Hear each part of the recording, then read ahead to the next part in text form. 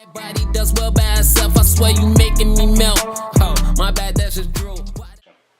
Hey guys, it's Tori and welcome to my channel. So today I'm going to tell you about my birth story and me being pregnant at 18, starting with the date I first found out.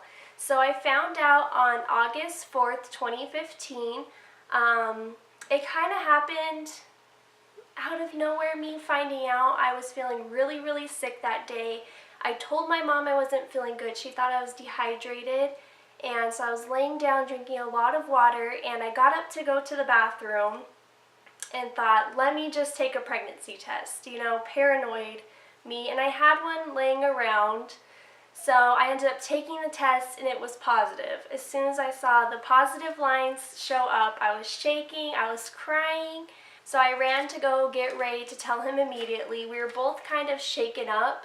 So he was like, you want to know what, let's just relax, take a test tomorrow, and we'll see if that one's positive as well. So I immediately took the test when I woke up the next morning. Of course it was positive. Ray was at work at the time, so I waited until he got home. I showed him the test, and we immediately told my parents. Their reactions were kind of mixed. I was only 18 at the time. I think that maybe they were just confused, kind of like me. You know, we didn't really know what to say. We told his mom later that night, and she was pretty excited, I would say. Maybe kind of thrown off a little bit, just like everyone else, but the excitement grew as the pregnancy grew for everyone. So the next thing that we did was made an appointment on August 13th with Planned Parenthood. I wanted to confirm the pregnancy with an ultrasound, and to say the least, Planned Parenthood sucked. The whole experience there was terrible, but the best thing I got out of it was confirming the pregnancy, and we did get the first ultrasound pictures of Amaya. She was just a tiny little ball at the time, but it was confirmed. So I started showing around October 14th, and I'll have some pictures somewhere for you guys to see. That's when I got my first baby bump. It was a decent size, and that's kind of around the time I think that maybe people started to get a little more excited for us. We still weren't telling everyone at that point. We told everyone on November 2nd, and we waited closer to that time because that was around my second trimester, and we were about to find out the sex of the baby, which we knew was a big question that everyone was going to ask. So we waited for quite a while before we told anyone besides our family. And on November 6th, we found out it was a girl. We found out we were officially having an Amaya Jade, and we did have her name picked out since the very beginning of my pregnancy. We had a girl name and a boy name, and we were just kind of unsure about her middle name. But I would say about an hour after we had my appointment, Ray actually came up with her middle name. We kind of knew that we wanted a J middle name, so we kind of just were going back and forth with middle names, and it ended up being Amaya Jade. So yes, Ray did 100% pick out Amaya's name.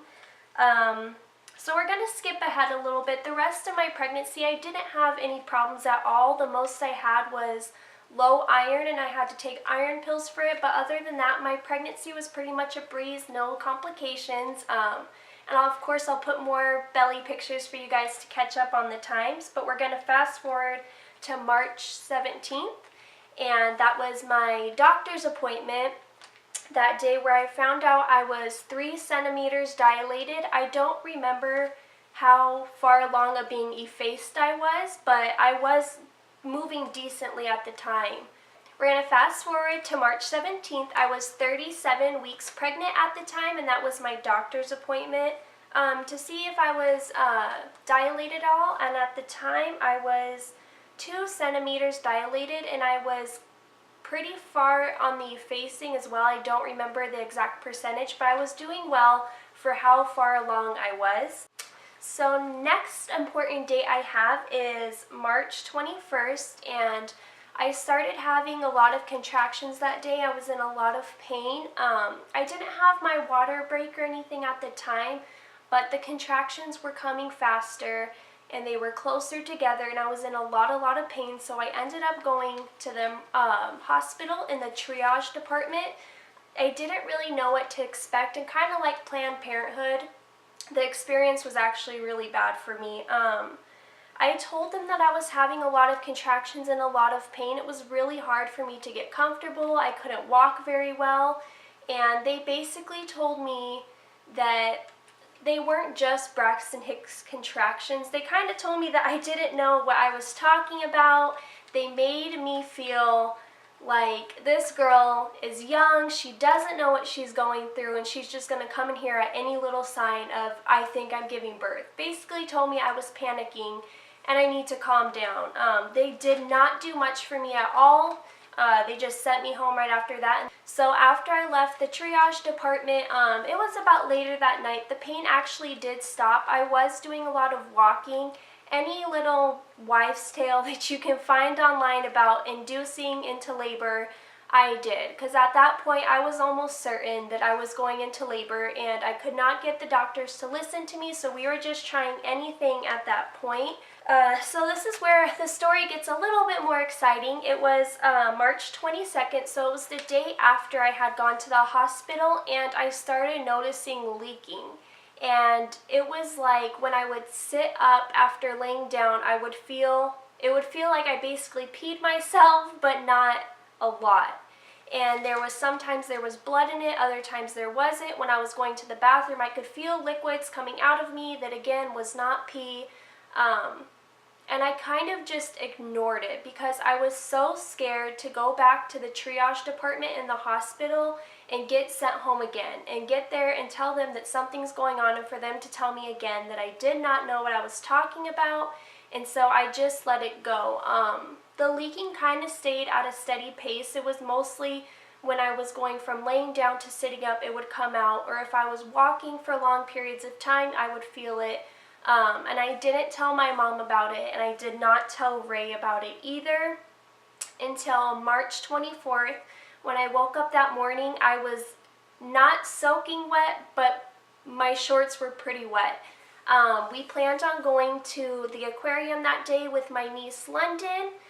Ray, my mom, and I were going to take her, and when I got up and my shorts were wet, I'm like, you know what? I'm not going to say anything. My water didn't break. I'm just going to go. I took a shower, and I went back into my room to start getting ready, and I did end up telling Ray at that point that I was leaking and I didn't know what it was. I was kind of getting uncomfortable, but it was not like the pain I was having 3 nights before that. So I kind of just told him, you know, I'm not worried about it. I don't want to go back to the hospital. Let's just go to the aquarium. And he ended up telling my mom, which was a smart move. And my mom came upstairs and of course yelled at me for not telling her, and she immediately called my doctor's office and asked them, should we come in for an appointment or should we take her to the hospital?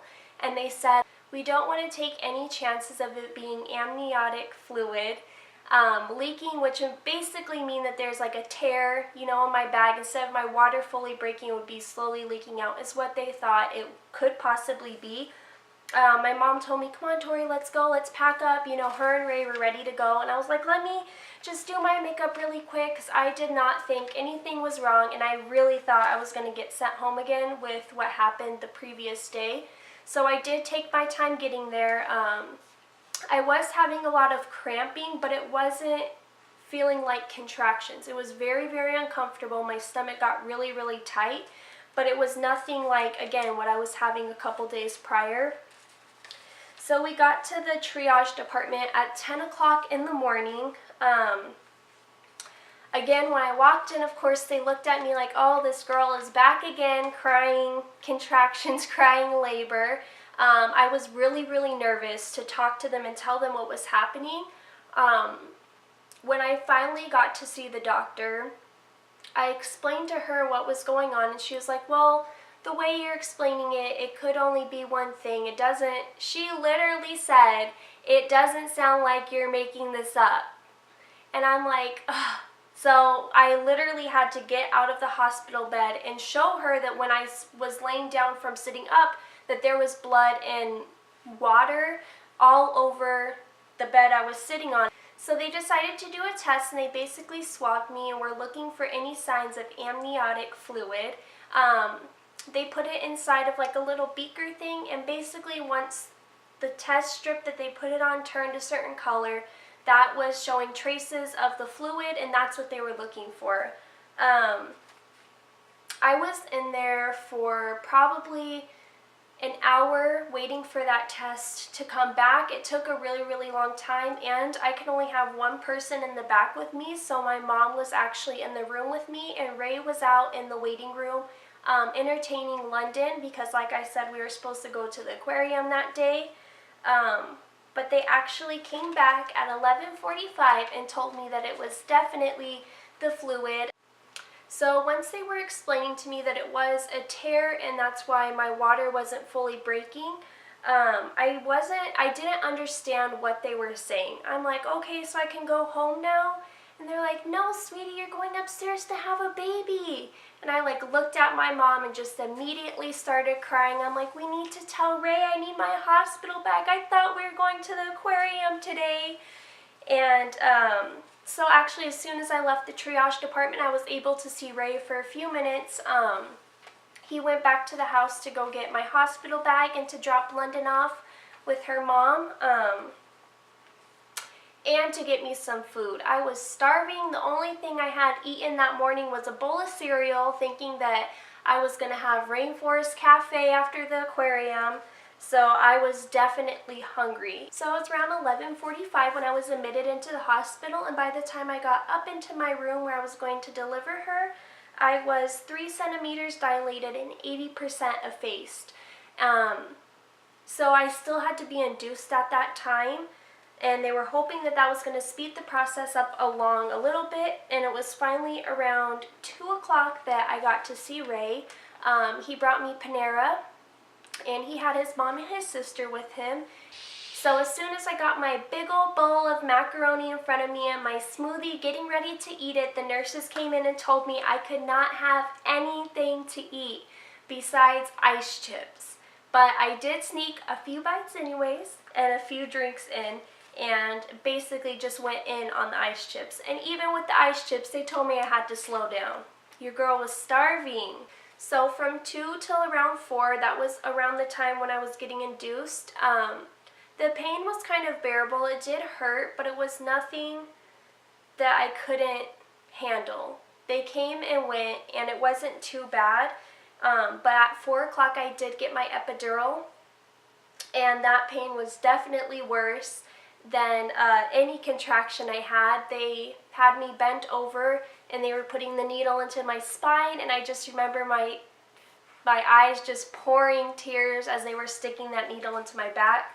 The epidural definitely was the most painful part of giving birth, let me tell you. But after I got on the epidural, the rest went by pretty smoothly. It was just my mom and Ray in the room with me at that point. Everyone else, went back home. We were kind of just waiting it out. Things weren't speeding along as fast as the doctors had hoped that they were going to be, but I was dilating more and more. But I kind of got to a standstill around 7 centimeters, and at that time it was about 8 o'clock at night, and that is when they came in to break my water. I did meet the doctor who was going to deliver Maya at that point. I said my water was not naturally breaking. So like I said before, it just had a slight tear in it, so it was like it was slowly leaking out this whole time, and they were hoping that by inducing me that everything else would kind of go naturally with it, but my water did not break the way they hoped it would. So the doctor who delivered Maya actually came in and broke my water for me. It literally just felt like I peed myself. It was just a really, really warm liquid all of a sudden underneath me. And that was, as easy as it sounds, your water breaks. So it was around 8 o'clock after they had broken my water, and my dad had came to visit me at the time. He had just gotten off of work, and that was around the time I started to kind of feel more pressure. I did get the epidural, but I could still feel, not the contractions, but I could still feel my legs, and I could still feel from about right here down. And so I kept telling my mom that I had to poop, and she was like, no, you don't. The pain, that feeling will go away, but if it doesn't, let me know and I'll go get the nurse. And I'm like, okay, it went away. And it kind of went on for about an hour, me going back and forth with feeling this feeling and not feeling the feeling. And so she was like, okay, well, we'll get your nurse to see if you've dilated anymore. And they told me, the nurse came in, the nurse told me I was dilated to a 10. It was about time to give birth. My dad was getting ready to leave right after I did my practice pushes, but my practice pushes came. The nurse had showed Ray where he was going to stand and where my mom was going to stand. I had my mom right on this side, I had Ray right on this side, and we did my practice pushes. They went well. I did 3 of them, and on my 3rd one, I ended up pushing Amaya's head to where it was practically out. Her whole face wasn't out, but the top of her head was out. So at that point, it was a rush to get the doctor into the room. So as my dad was trying to leave, they're like, you have to stay. No one can leave at this point. The doctor's coming. The doctor's coming. And so my dad was forced to face the wall because he did not want to see anything. He kind of got tricked into being in there a little bit. So the actual birthing process was really, really, really easy for me. Like I said, my mom was right here, Ray was right here. I did 3 pushes in 5 minutes and Amaya came out nice and healthy, crying of course. She was 6 pounds, 6 ounces, 19.5 inches long, and I'm gonna cry. Okay, so it was 3 pushes in 5 minutes, and it was 9:19 p.m. Amaya was here. 6 pounds, 6 ounces, 19.5 inches long. So they laid her on my chest as I was delivering the placenta, and Ray did get to cut the umbilical cord. And right after I delivered it, they took her off to get her first bath and to stamp her footprints and all that. And while they were doing that, Ray went with them, and I actually was getting stitched up at the time. And as soon as they were done and I got to put my feet down, the first thing I asked the nurse was, when can I eat? I am starving and I have not eaten since 8 o'clock this morning. She was like, oh my goodness, honey, why didn't you say anything? And ran, and I had like 5 sandwiches, I had chips and dip, and I was just going in. I was so hungry. But when Amaya did finally come back, I did breastfeed her for the first time.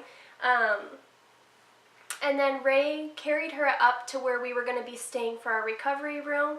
And at that point, I could actually feel from my waist down. I could stand up and I could walk and I could feel my legs. So like I said, the epidural, I could still feel things. I didn't go completely numb. I was able to walk after.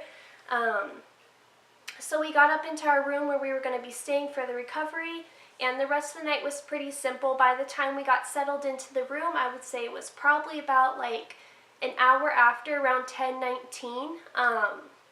And the rest of the night was simple. I mean, I breastfed her. She went and got all of her tests, and she was very healthy. She did not have to go into the NICU after all. The only problem that we did end up having was her hearing. She did not respond well to the hearing test the first time they did it. And so we were told to let her basically kind of cry it out to help pop her ears to get the fluid out of her ears. And they would try it again the next day for her second hearing test, and she did pass. So she passed all of her tests. She was perfectly healthy. She had nothing wrong with her, did not have to go to the NICU, and I was also very healthy. So like I said, they did induce me around 2, and then I gave birth at 9, so that was about 7 hours. And here we are today. We have a beautiful 3-year-old, Amaya Jade Hall, and we are so happy and so blessed to have her. And she will definitely be in our next video, but I did think that this was kind of something that some people wanted to hear, because being pregnant at 18 was not really anything I ever thought was going to happen to me. It was definitely not in the plans. It was not something that you picture going through until you go through it. I did turn 19 about a couple weeks after I found out I was pregnant. So I did deliver at 19 years old. The judgments from being 18 to 19 are the same exact thing.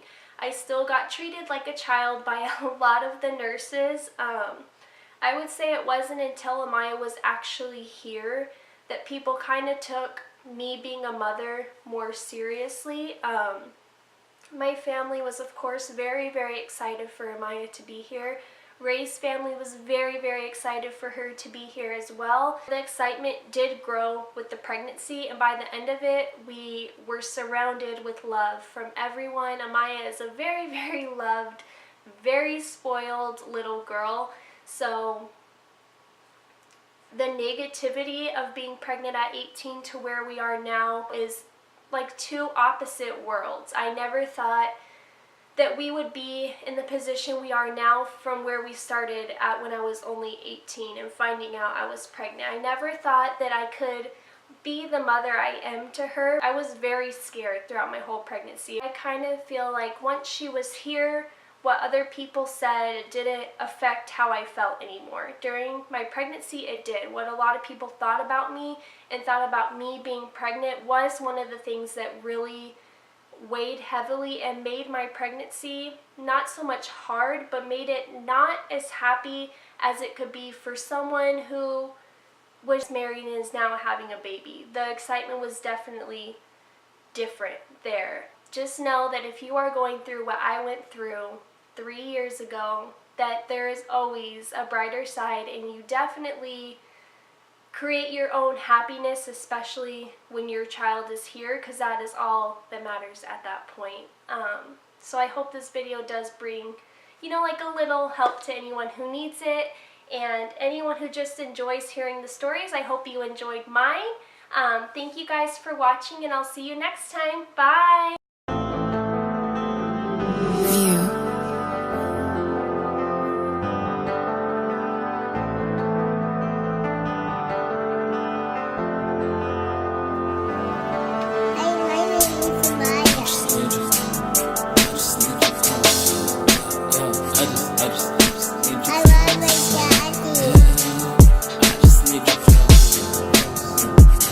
To know that you're incredible, I gotta let you know I would take the stars from the skies just for you. I would murder all of the world to have you, give all of the blood in my veins to save you. Just know I got your back. How deep this love runs, I am going core deep. This may make a soul burn. You inspire me to a higher me, change my whole reality. Somehow when I'm battling my demons, you can rescue me. Feel like when get on the clouds with you. Like the view. You take me up when I'm down. You get me smiling when I'm feeling at my worst. When I'm regretting my birth, you got me stumbling around. You inspire me to keep going when I'm hurt. Keep on putting in that work, yeah.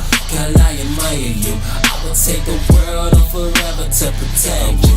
I ain't gonna ever let nobody disrespect you. As long as I'm around, you will always get the best. So I got you.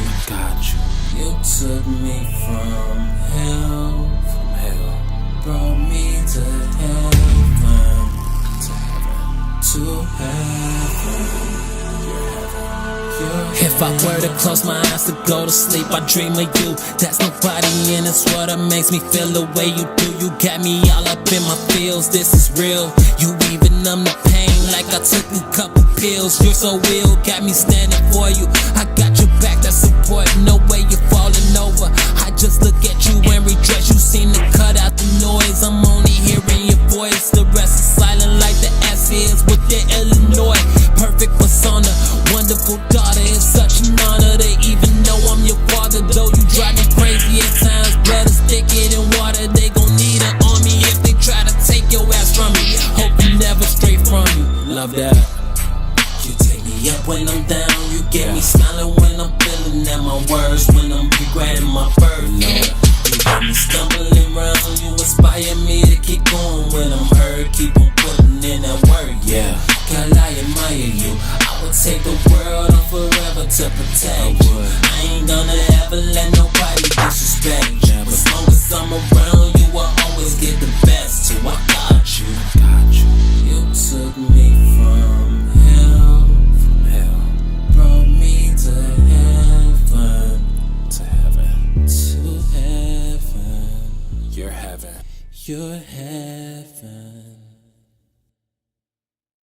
you. I just wanna know you.